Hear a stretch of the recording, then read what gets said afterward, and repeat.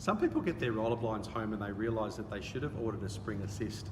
And iSeek Blinds recommends that for blinds that are wider than 1800, that you get this spring assist mechanism here. And I just want to show you exactly what this does. And then after this, I'm going to show you how to fit it into a tube, how to set the tension on a spring assist so it makes it super easy for your blind to roll up and down. But there's a couple of things I want to talk about first. Now, a spring assist is that component there. You can see there's a large spring that is there, and what happens, this end is fixed into the chain drive, and as you roll the blind down, that piece there turns with the aluminium roll tube. So as the blind rolls down, the spring, and I'm feeling it now, is getting tighter and tighter. So when you roll the blind up, the spring wants to help you. So it takes away about half the weight of the blind. Now you can still stop your blind at whatever position, up or down. It just takes the weight away from the fabric, and it really takes a lot of tension off the actual hardware and the chain.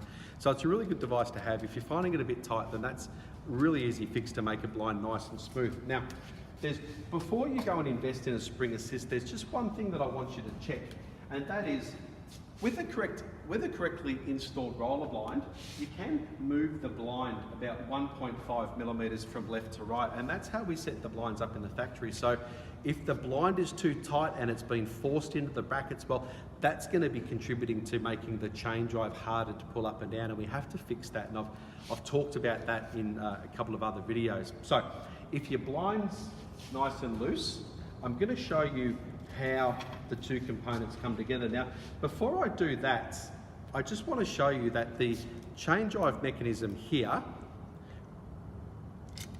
you can get that in, you can grab that chain drive and you can just pull it out from inside the roll tube. So when I say pull out the chain drive, grab the whole chain drive and just pull it out, okay? Now, we have three types of tubes here at iSeek Blinds.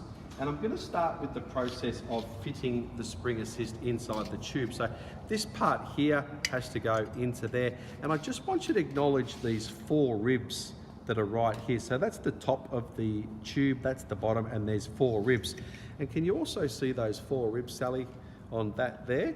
So they have to match up, and that's when it's in the correct position. Once the ribs meet the ribs, you can see I've got that to slide into place as I just demonstrated. Now, with the heavy tube, which is generally, these blinds will have spring assists fitted anyway, but with this tube here, you can also see, if I hold that keyway to the top, we can see the top of the tube, the bottom of the tube, and then the four fins there, and then that spring assist, don't want to hit the camera, that spring assist actually goes in the exact same way.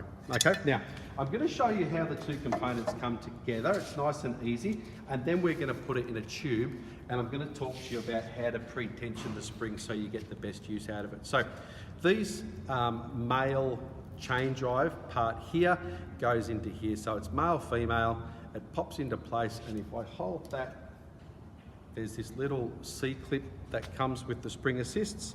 And if I get that in the right spot, that's just been clicked into place. So now you can see my two components are joined together. Okay, now I get my aluminium roll tube, which is this here.